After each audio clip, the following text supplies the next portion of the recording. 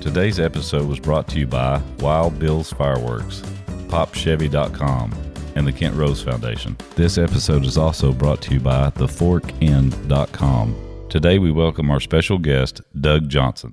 All right, man. Hey, Harold, tell them who we got today. Hello, Russ. Well, today we have a very special guest and a great friend.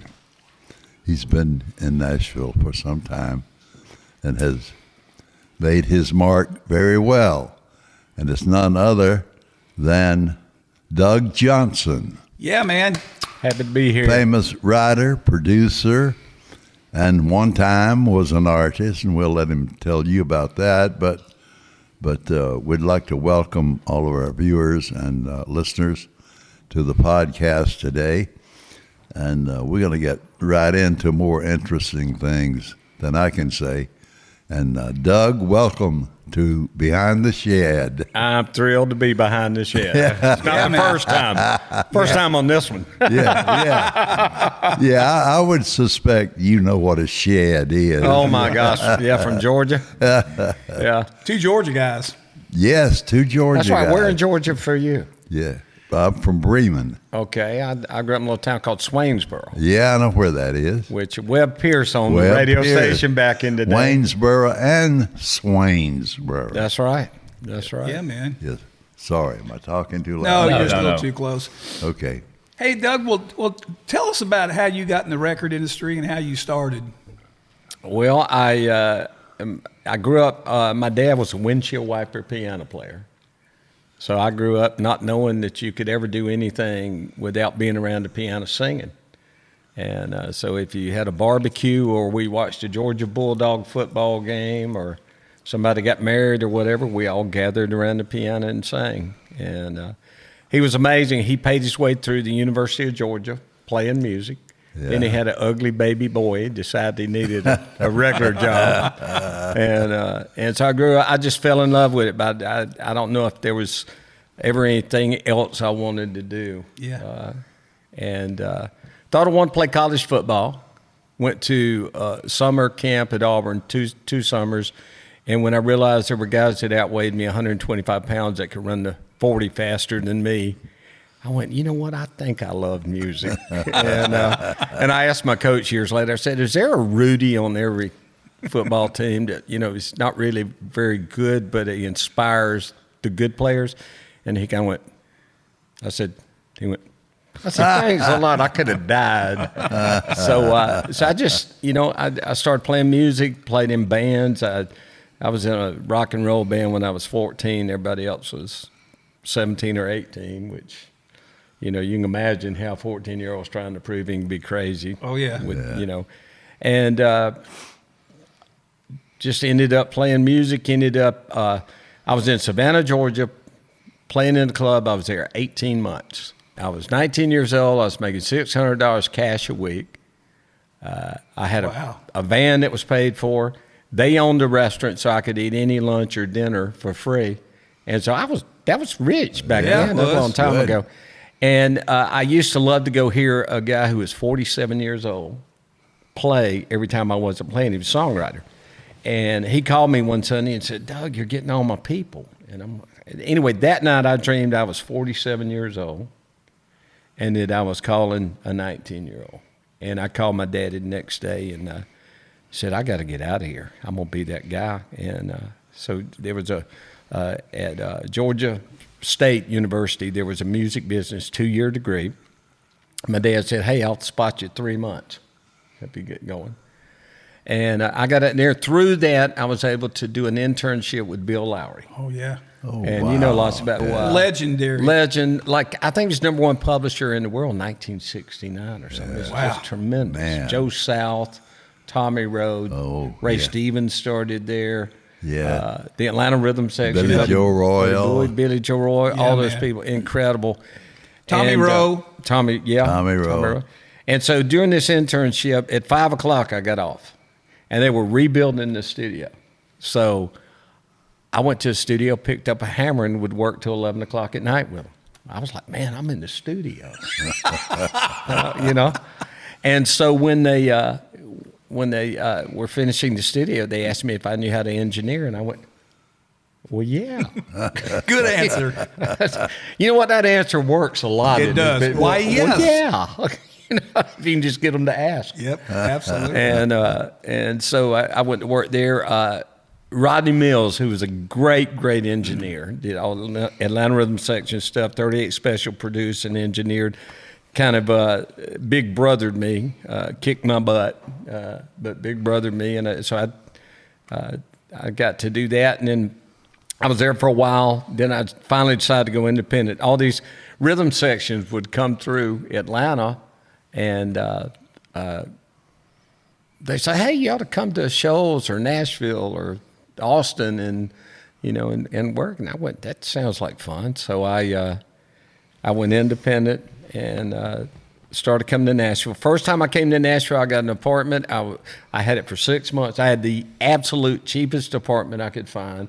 And it had a rug where you could drop your phone and you might never find it. It was one of those, And it smelled like burnt curry. Yeah, man. That's good. and I was there for 4 days out of 6 months. I was scared. Somebody called and said, hey, you going to do a session in Atlanta? I went, yeah, I'll be right there. Are you going to do a session in Muscle Shoals? Yeah, I'll be right there. So finally, after that, I decided if I'm ever going to get anything happening in Nashville, I'm going to have to. So I called everybody I was working with, every account I had, and said, I'm not for hire unless you're in Nashville. Now, during that time in Atlanta, met the Birch sisters in the studio in Atlanta, who actually, they got signed to Mercury, which, by Popovich. Yeah. And then you came in not long after that. Yeah. And then we had a record called Every time you go outside. I Hope It Rains. Rain, that's right. And Bob Montgomery had heard that record. I met Bob somewhere in Nashville, and he said, hey, if you got any more artists, I'd love to hear them. Well, I had just, once again, I'd got an opportunity to meet a guy by the name of Doug Brooks. And so I came to Nashville, found some songs, and then went in, cut 3 sides, got him a deal. Garth Brooks had just come out, so they changed his name to Doug Stone.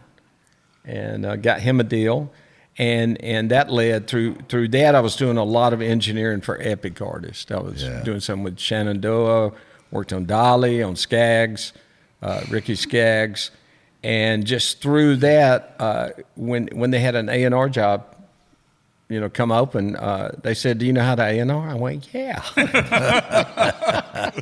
What is A&R? And so, man, that seems like a moment ago. Yeah. You know how it flies. Yeah. And I, still feel the same. Harold, I know you feel. You get up every day, and you just love to be part of some music that means something to somebody that hopefully is timeless. Way after, we're gone. They're sitting around talking about how incredibly good looking and cool we were. Yeah. And hearing music. Yeah. Hey, speaking of that, I want to interject. I want you to remember where you are. But I remember we talk about song people and songs, and that's a big part of who Doug is. But real quick, I want to tell a real quick little story where you are with Doug Stone. So I'd gotten to know Doug as he was coming back and forth, and he came by to see me right after he got the Doug Stone thing happen. He came in and said, man, you got to hear this song. And he played me the Pine Box song. He said, can you believe I got this song? I just got this song. Can you believe I got this song? Yep, they had it on hold for George Jones, and George didn't like it. Oh, wow. And boy, would George have killed it. Yeah, no kidding. And so, well, y'all did pretty good. Yeah, we you did. We were. It was, there again. Harold, how you felt? If you don't have a great song, everything else is just a waste. You might as well give it to charity. Yes, Yeah. that's true. Because everything else is a waste. And the songs are what are timeless, and singers who can perform those songs in a way that you believe they're the truth. Yeah. It's just it's amazing. And of course, Mr. Shed here is the king of that. I mean, my goodness, the artists you have helped and believed in, and the songs they've recorded, is for somebody like me coming to Nashville and being here. What an inspiration! What a high bar that I don't think anybody's been able to reach. But you've always done it with grace. Well, thank you. I appreciate that. I appreciate that. Yeah. And then you got Russ to balance that grace. That's right. And I Who do is like Yosemite Sam, but has more passion and is more inspiring. You know, for somebody who's trying to figure out the business or trying to just, meet people and all this guy is you just love being around him because he's energy. Today's episode was brought to you by Wild Bill's Fireworks, popchevy.com, and the Kent Rose Foundation. This episode is also brought to you by theforkend.com. So we just realized that we've been talking for 30, 45 minutes, and it was not in recorded. Rusty, you know why it wasn't in record? Oh, it was you. Thank you, Doug. Thank you Russ, for that. How long have you been doing this, Russ? I just started about 10 minutes Did we get ago. the part where Harold was talking about how smart Russ was and No, that how was they've you. been together so long? That was actually you. Well, I'm sorry for ever saying that. Yeah, so we were talking about Dolly. Dolly, okay. Dolly, I was engineering. She came in to do vocals, and she was Dolly. I mean, she looked like she could walk on stage. I mean, she was just as sweet. She is one of those people, Harold, I'm sure you saw it when you met people that you idolized and you just prayed that they were as nice as you hoped they were. Well, Dolly was that in spades. Oh, man. And so anyway, she came in and she'd work 7 or 8 hours singing a day. Wow. And she sounded great. She knew the songs. She was in pitch. She sounded like Dolly or phrasing. Day 3, I asked her, I said, what are you doing? I mean, you sound great. You've sung all these songs several times. And she comes in the control room and sits down and says, Doug, I promise God, if I was writing a song, making a record, working on a TV show, a movie, live show, whatever I was doing, I would do it until I knew I had nothing else to give it at that point in my life. And then I would turn it over to God and trust the outcome. And she laughed and said, I'm not about to go back on my deal with God at this point. And she went back out and sang several more days. And she just, and for Dolly, a pinnacle of her career to work that hard. Yeah, man. And to care that much about what she was giving her fans and giving the songwriters and giving the players it was inspiring. Wow. It really was. Yeah. That's so cool. That's so cool. You're known for all the records and also as a songwriter. We've talked about you making records, but, your songs, that's what you've done more of than anything. Well, October would be 35 years for me in the record company business, which I never thought I'd do. But what I've always loved since I can remember is songs. Just love songs. I remember where I was at times I heard certain songs. And songs take you back and they remind you of people. And I grew up, had a dad who was a windshield wiper piano player, I called it. And I didn't know you could have people over and to watch a Georgia Bulldogs football game or barbecue or somebody's getting married or anything without gathering around the piano and singing songs. I was fortunate in that he was a great song guy, too. He loved songs. Matter of fact, he told me one time he had a flower nursery on the side. And I remember all the time. I just put in a song not long ago. I said, Dad, all my friends are going down to the river. And I remember him saying, he said, isn't that nice? Let's go work. Let's get that shovel. We're going to work. Isn't that nice? Isn't that nice? But we had been outside working, and we came in for lunch, and he had Gladys Knight and the Pips playing. Midnight Train to Georgia. Yeah. And Jim Weatherly. Yeah, Jim Weatherly. And he was laying back listening. He said, and I was probably 17 years old at the time, 17 and a half. He said, Doug, he said, really good singers go way up in the tree, but really great singers go way up in the tree and so far out on the limb, I think it's going to break at any minute, but it never does. And I don't think I've ever heard it put better than that. Yeah. Well put, man. Yeah. That's great. So I grew up loving songs and just kind of wrote all the time. He encouraged it. Yeah, man. And my mom, too. My mom... just have, no matter what I've done, and songwriter's never been the only thing I did. It's always kind of been the second, I was an engineer, started producing, then record company stuff, but probably the song I'm proudest of, obviously is Three Wooden Crosses. Part of it is because I wrote it with Kim Williams, who's my best friend, who he graduated 10 years ago, passed away 10 years ago. Man. We're all going to graduate. I just want to be held back as long as possible. And it was a song that I'm a big believer in. Every chance you get, I call them seeds. Anytime you get a seed, a little hook or a melody or anything that you just go, oh, I recognize that little feeling. That feels like that could be a song.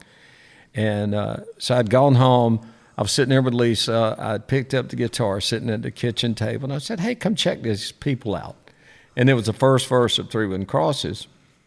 And then I was writing with Kim the next day, so I'd go in and I'd play it for Kim, and he goes, man, I hate you. And I went, what? I said, that's all I got. He said, man, I love you. And so he had said, then I want to live with this. I love this so much. I want to live with it and think about it, and let's write tomorrow. But while we were sitting there, he was thumbing through his idea book, and he said, I've got this idea. It's not what you take, it's what you leave behind. And that really was the essence of that song. That's it, baby. And it's true. It's we're trying to leave something behind and buy cars. That's right. Hard thing about buying cars. It's hard to get both of those. It's hard to make enough to do both of those. I went to the number one party for that song. And I remember Kim got up and said, Doug played me that first verse and chorus, and shit, I just want to know where everybody was going on the bus. Well, and the fact that Randy Travis cut it, that it won just about every song award you can win for a country song or country Christian song. Yeah. And the fact that Randy and I had a hit in 7 years. Correct. That's right. Man, so there's a powerful song too. That's even better. And the fact that he made it the truth too. Yeah. And Randy also was one of those guys that he would come across the room to me before I could come across the room to him to say, man, thank you for that song. That's so cool. It is crazy. And the fact that Randy gets out now, he's probably the most courageous man I know. No kidding. And but that song was almost like watching it. I left that day thinking, we might have written a perfect country song. Yeah. And then Kim called me next morning and said, what about the bus driver? And I went, farmer, teacher, hooker, preacher. Oh, so we talked about it, laughed about it, and we said, do you think anybody will even notice?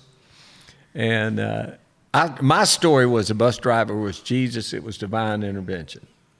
Kim's story was the bus driver was turned around looking at the hooker and fell out right before the semi. So we laughed about it. Well, I have been asked that question about the bus driver. Matter of fact, it looks like there's going to be a film made based on Three Wooden Crosses. Wow, I didn't know that. And they're trying to figure out a way to do it in a way the bus driver stays a mystery, and there can be another movie if that works about the bus driver.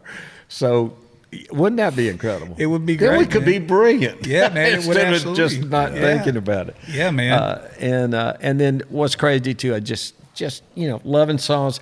Kim Williams burned over 70% of his body, had tremendous hits. Always said that his biggest blessings in life were, number one, his family. Number two was being burned, because by being burned, he just went for it. Wow. He wanted to be a songwriter, and he had he said he'd have been a upper administrative level VP in a glass factory in East Tennessee had it not been for being burned. Wow.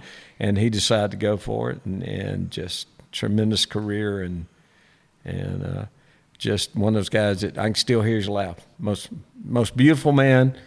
You're second. He would have hit record and made sure. I'm sure he would have. You said beautiful, not smart. That's right. Yeah, man. That's great. That's wonderful. And the amazing thing for me, the next day, I got with Joe Henry and wrote "Skin" Sarah Beth, the Rascal Flatts had a hit on. And that song came from years earlier. I'd read an article about these 13 or 14-year-old cheerleaders who one of them got cancer and had chemo and lost her hair, and they all showed up for practice with their heads shaved. That still kills me. Oh, it does me too. And at that age too. I mean, come on. I mean, I'm doing it, but I'm just, wait, take your hat off. I'll be happy to. As long as everything stays in record. Okay, that's yeah. Look, see there? There you go, brother. Thank you, man. You know what? You won't remember this, but you played that song one night we were all together. It hadn't been recorded yet. And you'll remember I had a special needs child. And I bawled like a baby when I'm liable to right now. And I remember us talking about that song before they had cut it. Man, what a great song. That may be my favorite of all your songs. That song, we didn't write that song to be a hit or anything. It was just God gave it to us, and we you write what God gave you, and I've had so many little bald-headed children say, "Hey, mister, that's my song." Wow. And I'm like, "You mighty right, that's your song, baby." Yeah. And we've had my wife and I have been able to be part of so many children's charities. Mm-hmm. But based on that, so for me, I mean, I love that song, and I love the import of that song, and it was wonderful to have success with that song. But the good that came, I actually got to be part of something that really helped. Rascal Flatts and their record label, as my understanding, gave $400,000 to Vanderbilt's Children's Hospital based on the reaction. That is so cool. Now, and I got to be a little part of that. Yeah. That is so cool. We're lucky to do what we do. That, Doug? Did you write that by yourself? No, that was with Joe Henry. Okay, I couldn't remember. Yeah. And, God, what a great song. And then and another one that means a lot to me is "Love Like Crazy," which was longest charted country Billboard single. It's crazy. But the thing that I love about that, wrote it with Tim James, thing I absolutely love about it. I also wrote it and made that record with Lee Brice. And everything in that chorus is my dad. He never said any of those lines exactly like that, but that was him. Yeah, man. And that was kind of what he raised me to believe. He and my mother. And so for me, that song, and anytime I hear that song or Lee does that song or writing that song or making that record, I was just kind of able to be there with my dad. Wow. That's another thing magic about records and about songs that they can be timeless. They can take they're time machines. We know that, Mm-hmm. And somehow I don't think we got captured earlier when we thought we were recording. I can't remember why that happened. Do you? Thank you. So speaking of timeless and timely and going against the grain, I mean, 80s ladies. You were telling that story again. Yeah. Well, I thought that was one of the most unique songs because of the time period, for one thing, and the way all the years came together, and then the children, and they act just like we did. Brilliant song, yeah. So, and she was, how old? KT was 48 years old. Now that's unheard of. At that time especially, unheard of. And that's another reason why I love you, and you've been an inspiration and somebody I looked up to. Going with the flow doesn't make waves. Yeah. And you've been a surfer all your life. But her entire catalog was that unique. Oh, yeah. All the songs were not sung of the year like that one, but she had some really great songs. Just amazing. When I heard Diane Petty played me her demo tape the first time I heard it, and I couldn't turn it down. I just, it was too good, Well, and we talked about you had been a disc jockey, right? Or in radio. Yeah. And so you know what it felt like to have a record that you played that people just went crazy over and responded to. Yeah. A quick education. story about that, Doug. I did the sign-on shift every morning. I was on the air by 6 a.m. And one of my faithful listeners, at that time, it was, a few years before the internet and technology. And so in order to track and pay the writer and publisher, we took down the information on the record every time we played it. The writer and the publisher, all the information. all the information, even the time. So all of that was part of it, but it enabled them to pay the writers and publishers correctly. And that was education for you, because you got to see how many people were involved in a hit record. Yes. And to know that the writers had to write the song, and how many writers wrote songs maybe that they didn't record, and publishers, and which y'all went on together to be incredibly successful as publishers. When you got the promo copy and you put it on and you listened to it before you knew anything about it, your first thought is, wow, who wrote this? And then you got to go see who wrote it, Yeah. And But also, I mean, obviously, for your success, I'd say number one thing is you're eating up with it. You love songs, and you love magic when songs are captured by artists that make them magic. I love them. And Russ touched on this a while ago, but one of my most faithful listeners was the minister of music of the First Baptist Church. And no later than 6:20 or 6:30 a.m., he would call me and want to hear Jack Green's "There Goes My Everything." Oh my gosh! And what a melody! Yeah. and he's the minister of music, and I'm trying to put all this together in my mind. So then, near the studio was Garrett Drugs, and they opened early and had coffee and donuts and things. So I'd leave the radio station at 9 o'clock after my first 3-hour shift, and I'd go get a donut and coffee. And the minister of music, his name was Dick Barrett. He's passed now, but he was such a great person. He got to where meeting me at 9 o'clock become a habit. He wanted to talk about music. He loved music so much. How incredible. So it was like an education. Well, really. he inspired you, and you realized. Do you remember a record that you played and the phone just blew up? That before, that wasn't already. You played it and people reacted. Do you remember something that was one of the biggest reacted? A couple of those. Yeah. Carl and Pearl Butler. What was that? Biggest hit. Oh man, see, that's age. I do it every day. I got a great memory. It just doesn't last very long. Pull it up, Carl and Pearl Butler. Yeah. That was one of them, and Don Gibson. Oh my. Yeah. I can't stop loving you. Yeah. And that really impressed me. And the McGuire sisters, Yeah, man. Summertime, Yeah. and the Ames brothers came out with a Hank Williams song, "I Can't Help It If I'm Still in Love with You." I mean, things like that. I still remember that, and I have all of these old albums still. I collect. Wow. So Yeah, man. Don't Let Me Cross Over. Don't Let Me Cross I know Over. that. I know that song. Yeah. That was what a great. I love those songs like that. Lisa and mine, one of our favorite songs is "Till I Can Make It on My Own." The Tammy. Yeah, boy, that's so good.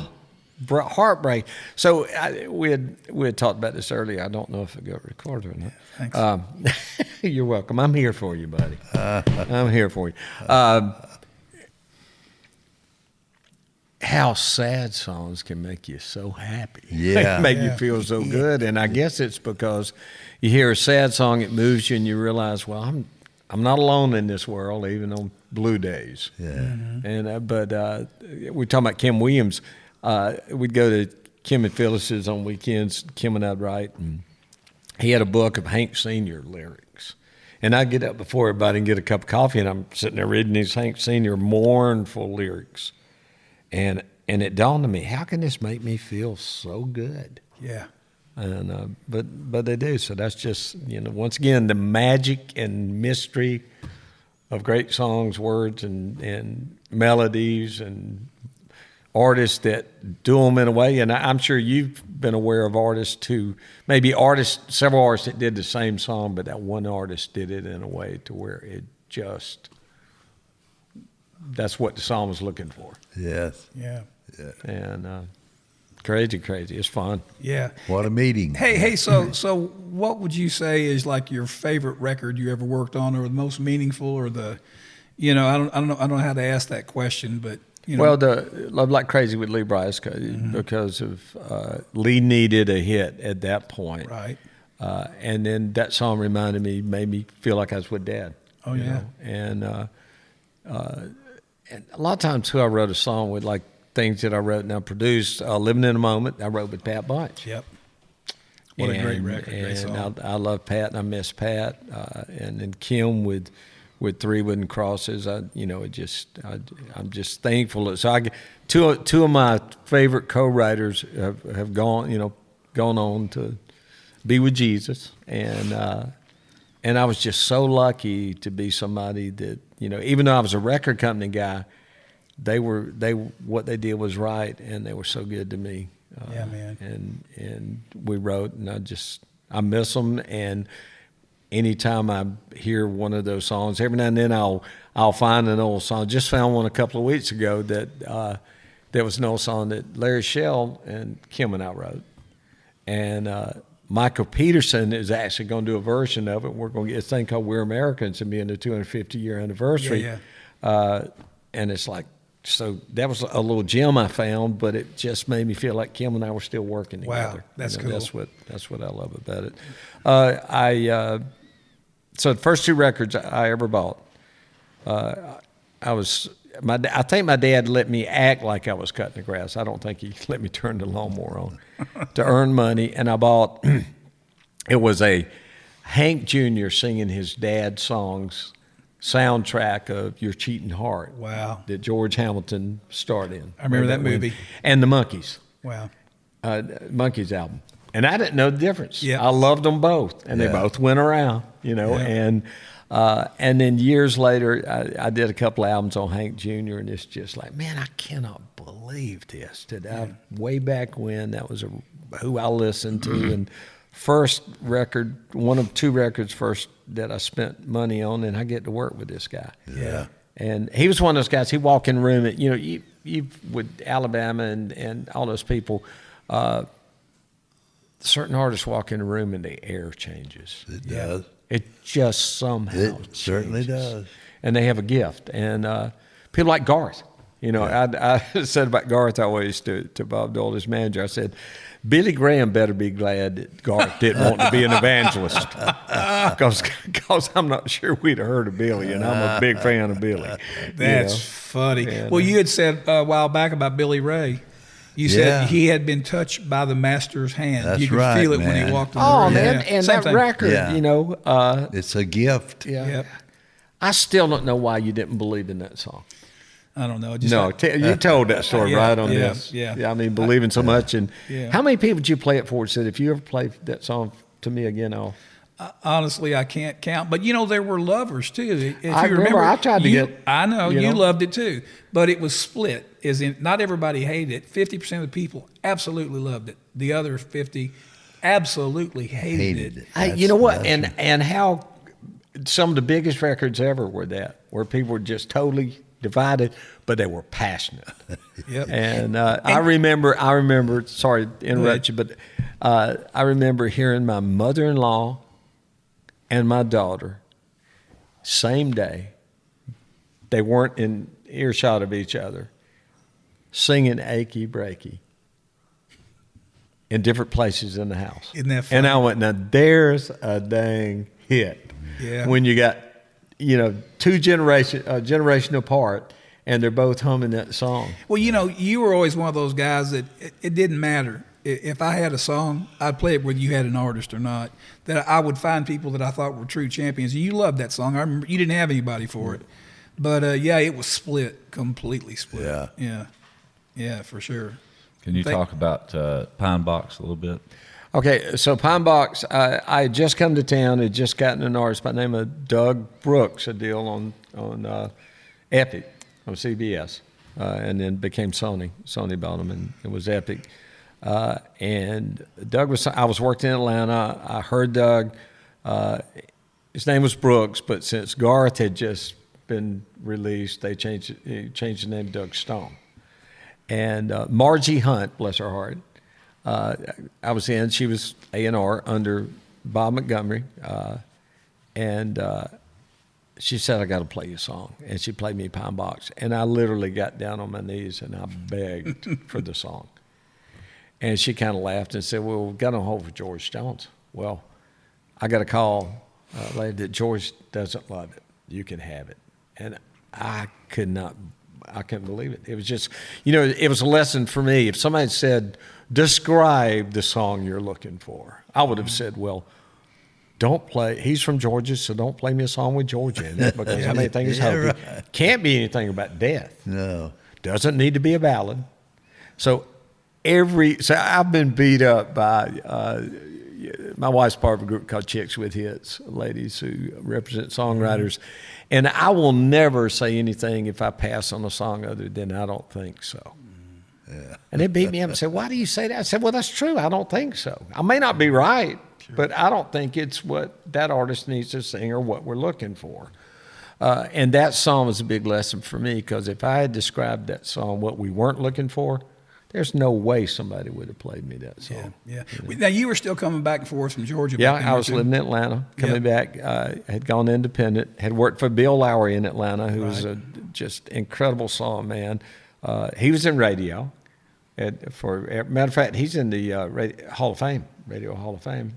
Anyway, so the Burt Sisters, I had heard. I was in the studio in Atlanta and had come to Nashville and found some songs for them. They were good. And got them a deal on Mercury, which you ended up going to run Mercury a little later. And then Doug was another person. I'd heard his voice, came to Nashville looking for songs.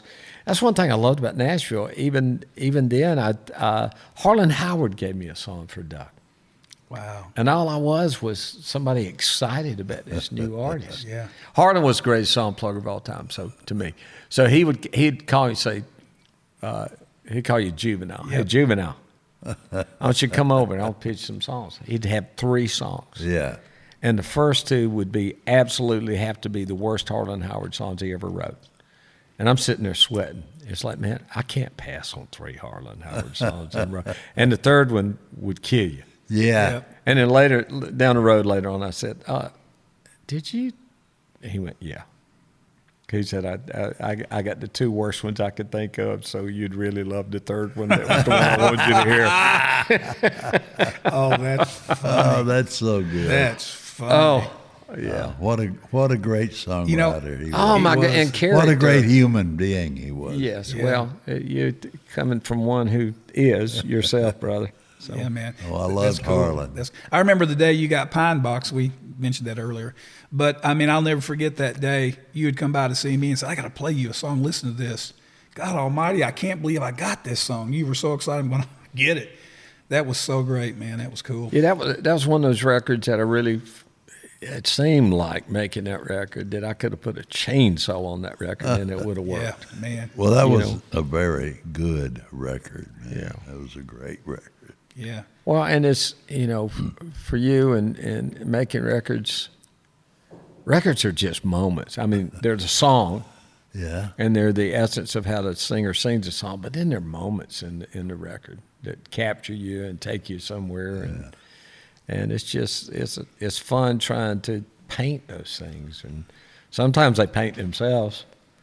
And then other times we get in there and try to paint them away where they think they're going to go, and they'll just not work. But there again, Easter egg hunting, just trying to be part of something that thrills us. And I'm a big believer, I'll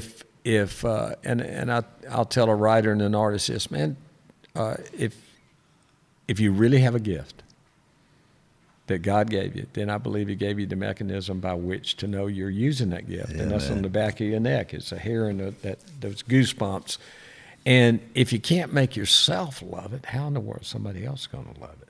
You know, I wish I was smart enough to work on something and I didn't love, but I thought somebody else was going to love it. Knew somebody. I'm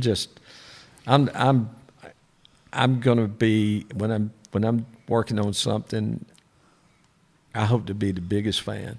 Not because I'm working on it, but because I get to work on it. Yeah. You know? Russ and I used to have this conversation. I'd do something I really loved, and I'd always take it to Russ and ask him, "What do you think?" Because he'll tell you, Yeah. And he'll say,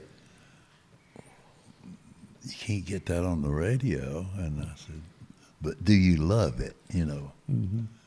Do you Say, like it? being a songwriter, so Lisa, my wife's a publisher, and a very good one. And so I'll, write a song, go home, play it for her. And I still get nervous, And she'll be honest, too. And it's hard living with a publisher sometimes. Yeah. And I'll play her a song, and she'll say, well, of all the songs you've ever written, that's not one of my favorites, which means she thinks it sucks. Yeah, exactly. But you can't do it any other way. You're doing somebody a disservice if they ask you for your honest opinion. No. It's like you said, it's not always easy. It is priceless to have somebody whose opinion you respect who will give you an honest opinion. Absolutely. Because I don't think ass kissers have ever helped this No. business make better records. No. And No, or I people don't- have more success. Yeah. I don't want to hear that. He was talking about when he played me. He came in one day and said, "You got to hear this." It's sort of like you playing me Pine Box that day, and he came in and played this record, and it sounded like ZZ Top. Now this is 1990, I guess, and I said, "Man, that's really cool." And we're listening. And I turned it down because we were listening loud. And I said, "Do you think you can get that on the radio?" I said, "I don't care. Just tell me, do you love it?" And I said, "Yeah." I turned up some more, and they got more rock and roll. And this is again in 1990. It was a different world back then. On the other hand, that stuff was going on. And I turned it down again. He said, "Just tell me, do you love it?" And I said, "Yeah." He said, "Okay, I got to go." He had somewhere else to go. I gave him the cassette back. It was the Kentucky Headhunters. Yeah. I mean, yeah. And what was the Bill Monroe song? Yeah, walk softly. Oh on my the God! heart of I mean, there again, that's a great song, a great artist done a different way. I mean, it's still a great song, and it was a great record, and it was unique, and it was against the grain.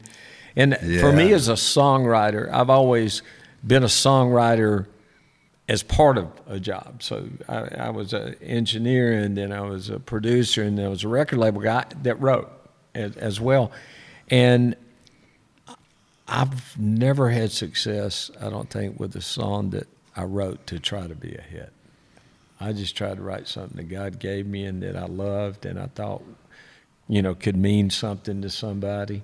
Yeah, man. And and so I'm on, I tell you, young artists all the time, you know what? Love it, believe in it, and don't expect any more from any of this stuff than you're willing to give it.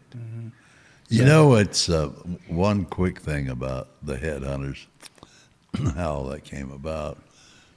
Prior to Russ at the publishing companies, his predecessor was also a great songman and wrote a lot of hit songs, Larry Shell. Who Doug's written with, too. Yeah. And we were at Douglas Corner to see someone else, actually, in the round, and didn't know that there would be an act at the end of all of that, So And that was the Headhunters? that was the Headhunters. And they were at Douglas Corner? Yeah, Douglas I Corner. bet that place was rocking with It them wa- in that room. Man, it was later on because when they came in the door, I told Larry, I says, "Let's stay and see this band." And he said, "Why you want to see them?" I said, "Well, first of all, it's the ugliest band I've ever seen, and like that." So we went back to the bar and got another beer, and they got on stage and were very quiet, not talking a bunch, and got on stage, and opened with, I'll never forget this, Only Daddy That'll Walk the Oh, Line. man. So they knew songs. Yeah. They came in with, so if it had not been for their love of great songs, nobody would ever heard of them. That's right. Record-wise. That's right. Yep. They'd been And trying for 9 years. Yeah, and they still didn't man. say anything, segued right into Walk Softly on this art of mine. And they got to the chorus, and I turned to Larry, I said, I'm going to sign this band. You know, just like that. I mean, something just So different, so great. So well, it just had to do it. yeah. You know? Well, thank goodness. And that's when I Yeah. played is this CC Top? Who is this? They had already recorded, what, 8 songs? Yeah, 8 songs. That's right. Isn't that crazy how that Yeah. happens? Yeah, man. Hey, I got a question. Best feeling. You've engineered hit records. You've written hit songs. You've produced hit records. Best feeling when you finish a song and you go, oh my God, or I got a vocal, or I got this record, or are they all the same? No. No, not for you. That's it. Go No. ahead. For you. No, What? Go ahead. I'm either sorry. One. Yeah, go ahead. I didn't- No, go ahead. Either I one. I'm didn't asking mean to both of butt you. in. No, go. No, you go. Yeah. I mean, all of it has a kind of different thing. I mean, probably the greatest thing is when you believed in a young artist and you've found a song, cut a record, been part of their career, and that dream starts coming true, and you get to stand and watch them and have been a little part of that. I mean, nothing touches that. Nothing touches that. Whether I was part of writing it, or whether I was part of producing it, or whether I was just part of a record label and signed the artist, that to me is to look and say, wow, that you get to be a little part of their dream. Yeah, you man. know, and that's pretty cool. You know that. Yeah, feeling, yeah. You know. I mean, but everybody's a little different. Harold, what best part? Seeing the act the first time, cutting the record after the fact, and it's a hit. What's the best part? Is there a better part of any of it, or is it all the Final same? mixing. Yeah. Mm-hmm. When you got it. And you know, it was When- all worth it getting there. Yes, that's what I'm looking for right there. Yeah. That's fun stuff. Yeah. Win or lose, good or bad. Yeah, you know. man. You got what you want. Yeah. And what you thought was the right thing to do. Yep. Absolutely. Yeah. Wow. Well, you've been there many times doing that, and you had some great mixers with you too, Jim and Joe. Man, Boy, I did. don't know of another team. So Jim and Joe working together on mixing, and you had that happening, and that what a great team you had. Yeah. Yeah. They were. And then Russ Well, with the songs. And yeah, I mean, we you had just- some really good people, Doug, at the time. Yeah. Really talented, hardworking, music-loving people, you know. That's the number one thing. If you're It going to be was in this great. business, you better love it, because it's certainly got its valleys and all. But you better, that's another thing I tell young artists, just like, you know what, put your energy on things you can affect, Yep. and forget about the stuff you can't do anything about. Yeah. Don't put, what you can do is love it more than anybody. You can be willing to be more authentic than anybody. You can be original. You can work harder. Education of why Nashville is. I feel sorry for young artists who don't want to understand where it came from and how much the Opry means. And, Yeah, Me and too. the artists that right. I really feel like they're missing Yeah. an opportunity to learn just where the heart and soul came from. Yeah. I don't know if it's different. I think it's a lot different today, but community, and this is not about, it was better back then, but the whole community, I mean, I mentioned earlier, you were always the go-to guy for me. Even if you didn't have anybody that could do a song, if I say, let me play you something real quick, and we talk about it. And same with you. You guys were listening all the time, and it was always song-based. And I can remember meeting you and hopping in your car real quick when you were in between stuff and playing a song. No, I don't think so. It's good. It's okay. I just want you to hear it. Tell me, I love that song. I don't have anybody Man, for it. Or that let me put feeling of hearing something that you want to throw your door open and go play for somebody. Absolutely. That's a great feeling too. Yeah, and Harold the same way. I've told this story a million times. I don't know if I've told it on here or not, but Harold in his office, and you might remember this, he had a box. It looked like a refrigerator box cut in half, full of cassettes and tapes, and he wouldn't throw them away because he'd have something he might want to hear back. And The day they were getting ready to, they'd already sold the music mill. Harold was moving his stuff out. I came by to pick him up for lunch. And I got there. There's nobody there but him. So you couldn't buzz it. Nobody'd let you in. So I called him, and he came down. We were going to go to lunch. He said, come upstairs for a second. And I said, okay, well, upstairs. He's not producing anybody. He's not running a record label anymore. He's getting ready to leave the building. They're cleaning it out. He says, I want to play you a song real quick. He was up there listening to songs all day. And you go, that's, again, a song. Well, that's, man, so Kim Williams and I got a George Strait cut, and Tony Brown had put the song on the hold. My wife had played it for him, I think, for 3 different Strait albums, and he never cut it. And they're going, I think Key West, maybe it was where he did vocals or something. Mm-hmm. And they needed one more song, so he had a satchel of songs and just reached down in there, and sure enough, the one he pulled out was mine and Kim's song. Wow. Now, it was in his song that he kept, I was going to say, boy, that's a lottery. Yeah. And so, yeah, it's, but there's, I mean, songs, man. And to think somebody can come up with a unique idea or a unique melody and still thrill you. And for us, have doing it as long as we have, to know when we hear something that really may make a difference. Yeah. The world, or just that feeling that the world needs to. The world's got to hear that. That was the thing about KT's songs. There's a wooden wonder from way down under. They call it a boomerang. But if you handle it right, it'll come back, It's just that thought. That's life. I mean, That's life, Yeah. That's why I love life songs. I'm a sucker for that. I love it so much. Yeah.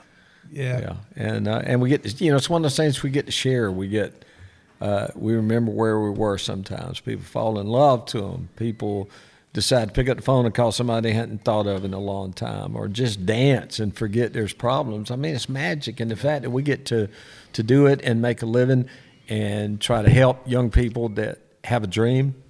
So I know you're still writing a lot, and you're talking about writing with young writers. You're running a record label as well. Are you still in the studio making records? Not right now, not much. Sometimes I go in the studio and work with somebody if they're brand new and they haven't had experience in the studio, and just get in there with them and kind of help. It's so much fun I don't know if it's helping artists find themselves or create themselves, but just that part of it. But I work so hard, and there's so many young producers I'm trying to get to know, that so not right now. I will be. I'll get back in the studio when I find something that I feel like I'm the guy to try to capture. Sure. But you and Harold should do it.